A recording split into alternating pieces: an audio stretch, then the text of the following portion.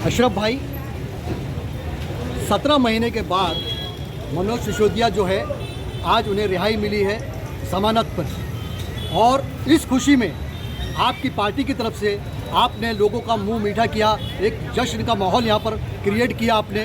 क्या कहना चाहेंगे आप?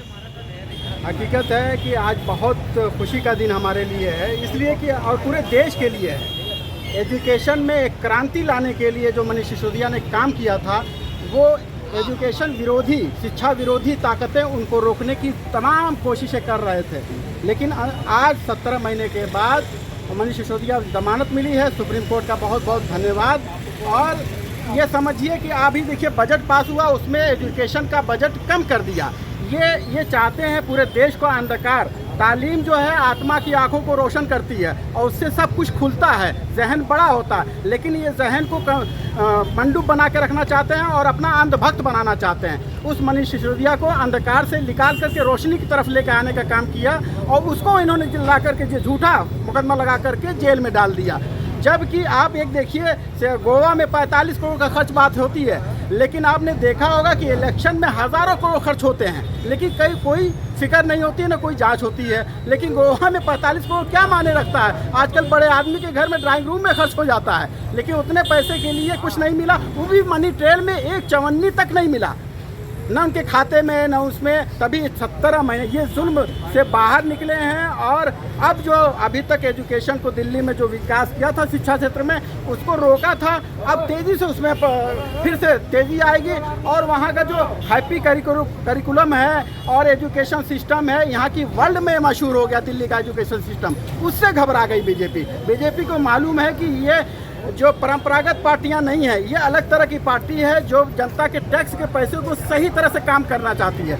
उसको घबराहट है बीजेपी को कि इनकी राजनीतिक जो दुकानें हैं ये बंद हो जाएगी अगर मनीष सिसोदिया जैसे लोग पार्टी में हैं और पार्टी इतनी आगे बढ़ गई तो। मनोज सिसोदिया जो है वो आम आदमी पार्टी की रीढ़ की हड्डी माने जाते हैं। क्या यही वजह रही कि आज उनके नहीं होने की वजह से दिल्ली में जो है आम आदमी पार्टी को नाकामी का सामना करना पड़ा? हाँ, ये इनकी कोशिश है, लेकिन ये कब तक चलेगी? ये कोशिश, अरविंद केजरीवाल जी जेल में हैं, वो भी जल्दी बाहर आ जाएंगे।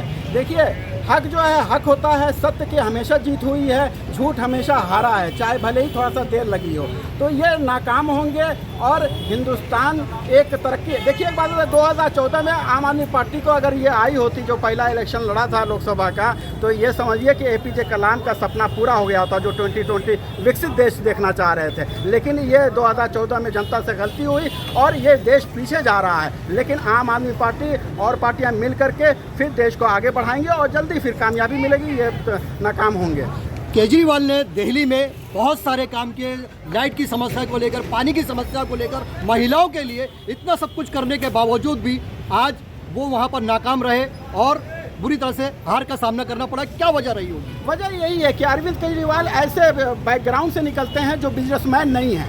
ये राजनीति को जो बिजनेस बना लिया है, उनको बहुत बेचैनी है, इसलिए कि जो राजनीति को, ये सेवा का टाइम, राजनीति सेवा का काम था और इन लोगों बिजनेसमैनों ने इसको अख्तियार कर लिया। अब जब बिजनेसमैन इस पर हावी होगा तो आम जनता का फ़ायदा नहीं होगा। दिल्ली में आम जनता का फ़ायदा पार्टी ने इसी वजह से पहुंचाया, इसलिए कि जो लोग आम लोग थे, बिजनेसमैन के घर से नहीं आए थे, जो पढ़े लिखे थे, नौकरी पेशा थे, अपनी नौकरी छोड़कर सेवा के भाव से आए, तो देश में, दिल्ली में इतना ज़्यादा बिजली यूनिट फ्री हो गई। फिर उसके बाद महिलाओं के 1,000 रुपया मिलने लगा, एजुकेशन, हॉस्पिटल, मोहल्ला क्लिनिक, घर घर, और 180 तरह की जांच फ्री हर मोहल्ला में। अब बताइए कि यहाँ पैथोलॉजी में आम आदमी जाएगा तो उसका 1700-1800 चला जाएगा, लेकिन वहाँ फ्री में जांच होता है, फ्री में। ये सिस्टम से घबराहट है लोगों को। अभी महाराष्ट्र में विधानसभा इलेक्शन होने वाले हैं और केजरीवाल जो है इस वक्त जनता के बीच नहीं है, वो जेल में है, तो कैसे तैयारी करेंगे आप विधानसभा की? बिल्कुल, अब मनीष सिसोदिया जी, कुदरत की तरफ से सुप्रीम कोर्ट का धन्यवाद है कि वो बाहर आ गए हैं। अब उतनी ही ताकत से महाराष्ट्र में हम लोग इलेक्शन लड़ेंगे। और अब देखिए एक बात बता दें, जनता पसंद कर रही है, जनता को मालूम है कि कौन सी पार्टी सही है। अब ये जो पार्टी भ्रष्टाचार पार्टियाँ थी जो भ्रष्टाचार करती थी, वो ख़त्म होने के कगार पर देश जनता धीरे धीरे समझ में आ रही है। यूपी में देखिए बीजेपी किस तरह से हारी है। मुमरा में क्या आम आदमी पार्टी की तरफ से कोई कैंडिडेट खड़ा किया जाएगा? खड़ा किया जाएगा, ऑलरेडी एक तरह से खड़े हैं डॉक्टर अबू अल्तमश फैजी। मैं ये आपको थोड़ा सा अपडेट कर देता हूँ कि 2009 में जो इलेक्शन लड़ा होगा, जो हारा था, वो कहीं 5 साल नज़र नहीं आया, आपका नाम भी नहीं मालूम होगा।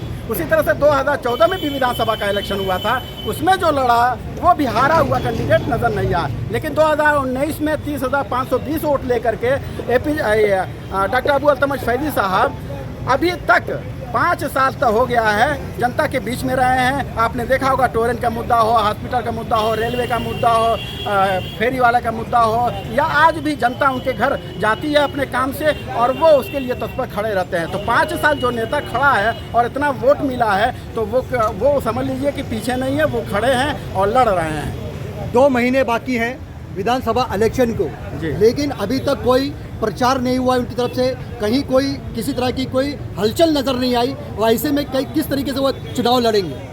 देखिए, प्रचार प्रसार तो अभी तो फाउंडेशन न था तमाम तरह की। अभी 2 महीना बहुत, पिछले दफ़ा हम लोग 12 दिन में 30,520 वोट मिला था। अभी तो करीब लगभग 2 महीना है, तो प्रचार प्रसार भी शुरू है, कन्विंसिंग हो रही है पब्लिक के बीच में। और आप लोग अगर चाहेंगे तो हर जगह अच्छी पार्टी को सबको पढ़ाना चाहिए, इसलिए कि पत्रकार की, नागरिक की जिम्मेदारी है। अगर मैं एक बात पूछता हूँ वाहिद भाई कि आप ये बता दीजिए कि डॉक्टर अबू अल्तमश फैजी साहब के मुकाबले में कौन सा कैंडिडेट है, अगर उनके कैरेक्टर को देखेंगे, हाँ, उनकी काबिलियत को देखेंगे और जो लोग पहले से हैं उनके काम को देखेंगे। और डॉक्टर अबू अल्तमश फैजी साहब 2019 में कहा था कि एक लाइब्रेरी बहुत बड़ी होनी चाहिए, हॉस्पिटल बहुत, वो सब कुछ हो पाया नहीं हो पाया। इसलिए कि अच्छे लोगों को चुनेंगे तो ये सब हो जाएगा। डॉक्टर साहब सेवा के लिए आए हैं, पैसा कमाने के लिए नहीं। उनको पैसे से इंटरेस्ट होता तो कहाँ से कहाँ होते। अशरफ भाई, आज यहाँ पर खुशी का मौका था, मनोज सिसोदिया छूटे हैं 17 महीने के बाद, आप खुशी के मारे लड्डू बांटते नजर आए, लेकिन इस मौके पर भी अल्तमश फैजी साहब यहाँ पर मौजूद नहीं, जबकि उनकी मौजूदगी यहाँ पर होनी चाहिए थी। तो ऐसे में किस तरीके से वो इलेक्शन लड़ेंगे, पब्लिक के बीच में कब आएंगे? वो कौन सा वक्त है जब वो पब्लिक के बीच में आएंगे? हाँ, पब्लिक के बीच में तो अभी 6 महीना पहले ही थे। आप तमाम आंदोलन हुए थे, बल्कि भूख हड़ताल वगैरह हुआ था, उसमें तो थे ही डॉक्टर आज। मगर आज यहाँ पर होना चाहिए। हाँ, बिल्कुल होना चाहिए। डॉक्टर साहब पार्टी के शीर्ष नेता में शामिल हैं और दिल्ली को यहाँ ज़रूरत है, वो दिल्ली भी गए हुए हैं। तो वहाँ पे पूरे ऑल ओवर इंडिया की प्लानिंग में उनसे प्लान पूछा जाता है, उसमें लगे रहते हैं पार्टी के और भी काम में। तो यहाँ पे भी वक्त देंगे और हम लोग हैं, आप लोग हैं। तो एक जनता जब चाहती है तो अच्छे आदमी को जिताना, तो उसमें कोई नेता नहीं भी रहता तब भी जीत जाती है। तो दोरैया आपा, आज मनोज सिसोदिया 17 महीने के बाद आज जेल से रिहाई उनकी हुई है, जमानत पर वो बाहर आए हैं, क्या कहना चाहेंगे आप इस मौके पर? मनोज सिसोदिया जी को जो जमानत मिली है उसकी हमें बेहद खुशी है। हमारे शेर वापस आ गए हैं और अभी वो आके, लेकिन हम ये सवाल करते हैं जिन्होंने उनको अंदर डाला हुआ है, ये क्या 17 महीने जो उनको अंदर डाला हुआ था वो वक्त उनको वापस मिलेगा? अगर वो बेकसूर साबित हो गए, और बेकसूर तो है ही है, क्या ये 17 महीने उनको वापस मिलेंगे? 17 महीने के अंदर जो बच्चे लोग के लिए, जो वो एजुकेशन के लिए वो अच्छी प्रोग्रामिंग स्कीम्स वगैरह निकालना चाहते थे, क्या वो नहीं निकल पाई? तो इसका भुगतान कौन करेगा? इसका भुगतान किसको भुगतना पड़ा है? वो बच्चों को भुगतना पड़ा है, जो ये इनके अच्छे स्कीम्स के वो नहीं होने की वजह से उन्होंने जो तकलीफ़ें उठाई है।